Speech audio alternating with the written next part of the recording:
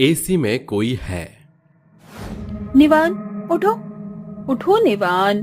क्या हुआ? आधी रात के समय क्यों शोर मचा रही हो? निवान जल्दी उठो, देखो एसी के अंदर से धुआं निकल रहा है। निवान आंखें मलते हुए झट से उठ खड़ा होता है कि कमरे में फैला हुआ एसी का धुआं एकदम से गायब हो जाता है और आहाना कहती है, इस एसी में कोई है जिसे मैं महसूस कर सकती हूँ लेकिन देख नहीं सकती। एसी में कोई कैसे हो सकता है? ज्यादा मत सोचो और सो जाओ। निवान एसी की घटनाओं को तकनीकी खराबी का नाम देकर सो जाता है।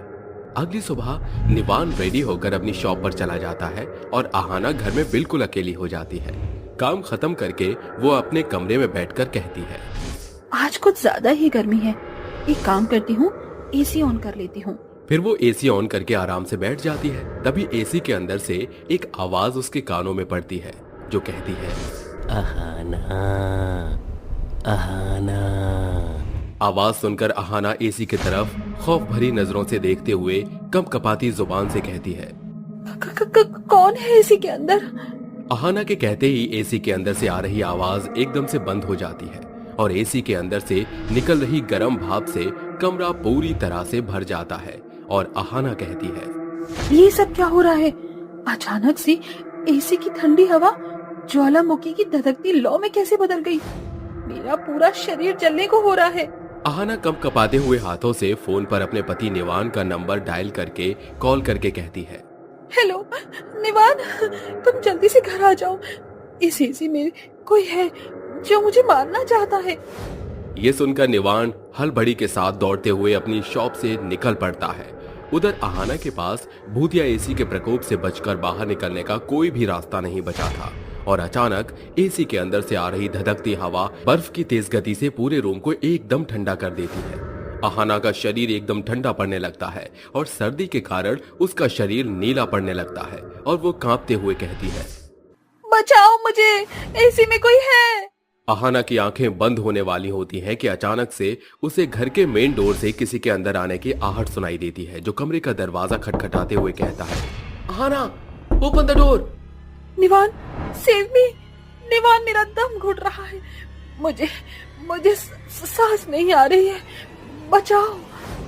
कोई भी और रास्ता न सूझने पर निवान कमरे के दरवाजे को तोड़कर अंदर आ जाता है और आहाना की बुरी अवस्था देखकर चीखते हुए कहता है, oh no, Aahana, open your eyes. इसका पूरा शरीर तो एसी की फुल स्पीड की वजह से एकदम ठंडा हो गया है।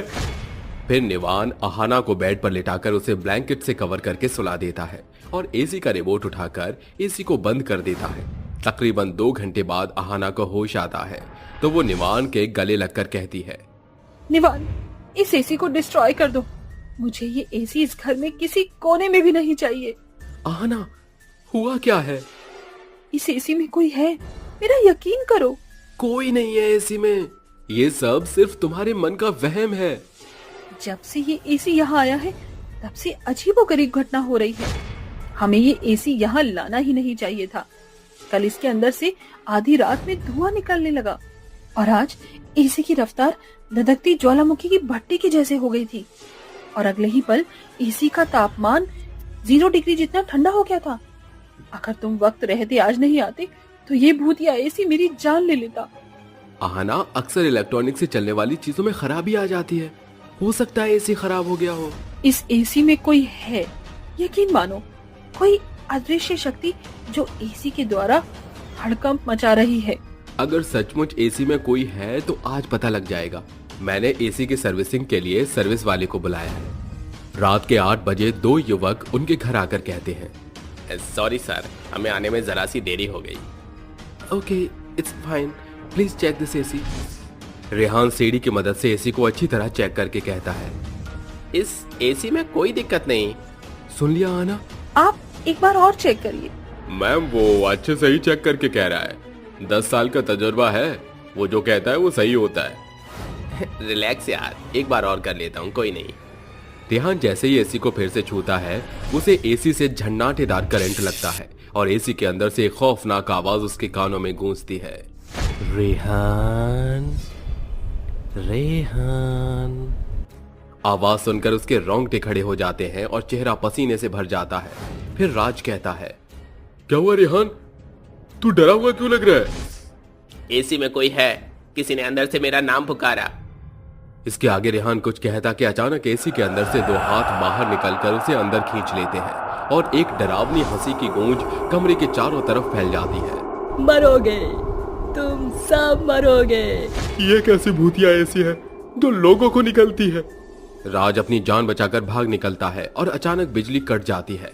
फिर एसी अपने आप चलने लगता है। फिर निवान कहता है, ये एसी बिना बिजली के कैसे चल रहा है? तुमने सच कहा था, एसी में कोई है। कौन है इस एसी में जो हमें मारना चाहता है? उसके कहते ही एसी के अंदर से एक खौफनाक चुड़ैल बाहर निकलकर उसके सामने खड़ी होकर हंसते हुए कहती है, पहचाना मुझे? इतनी जल्दी भूल भी कैसे सकते हो? तुम वापस नहीं आ सकती। हमने तो तुम्हें मार डाला था और मैं लौट आई हूँ और अब तुम मरोगे। नहीं, ऐसा मत करो अनु। निवान, हमें वो गलती नहीं करनी चाहिए थी। अनु की शादी निवान से हुई थी। दोनों की शादीशुदा जिंदगी काफी खुशहाल गुजर रही थी। दोनों के बीच काफी बेशुमार प्यार था। एक दिन अनु की छोटी बहन अहाना उसके घर आई और अनु से कहने लगी, निवान, देखो तो जरा दरवाजे पर कौन है? वो जैसे ही दरवाजा खोलता है उसके सामने अहाना होती है जो कहती है, हेलो जीजू। अरे साली साहिबा, आप आइए आइए। तीनों बैठकर काफी देर तक बातें करते हैं। तभी अनु कहती है, अहाना, क्या सोचा है शादी का? शादी तो मैं आज ही कर लूं, बस मुझे जीजू जैसा स्मार्ट डैशिंग लड़का चाहिए। क्यों नहीं, वैसे भी साली तो आधी घरवाली होती है।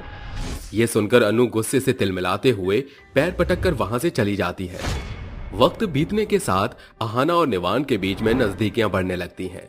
निवान के एसी की दुकान थी जहां अक्सर अब वो दोनों चोरी छिपे मिला करते थे। पर एक दिन वो रंगे हाथों पकड़े जाते हैं और अनु बौखलाकर कहती है, शक तो मुझे पहले ही था कि तुम दोनों के बीच कुछ तो चल रहा है। क्यों री अहाना, तुझे जरा भी शर्म नहीं आई अपनी बहन की गृहस्थी उजाड़ते हुए? मेरा तुमसे मन भर गया है अनु, हमारे रास्ते से हट जाओ। मैं अपनी जिंदगी अहाना के साथ बिताना चाहता हूँ। तुमने मिलकर मुझे धोखा दिया। मैं तुम्हारी रंगरलियों के किस्से सबको चीख चीख कर बताऊंगी। तू नहीं मानेगी। आज इस एसी की दुकान में ही तेरा काम तमाम कर देते हैं। दोनों अनु को मौत के घाट उतारकर उसे एसी की दुकान की जमीन में गाड़ देते हैं और अनु चुड़ैल बन जाती है। और जब तुम इस एसी को यहाँ ला रहे थे तो मेरी आत्मा इसमें घुसकर यहाँ बदले की आग में चली आई। अब तुम मरोगे। इसके बाद चुड़ैल एसी के अंदर घुसकर अपने दोनों हाथ बाहर निकालकर उन्हें अंदर खींचकर खत्म करते हुए अपना बदला पूरा करके हमेशा के लिए एसी से मुक्त हो जाती है।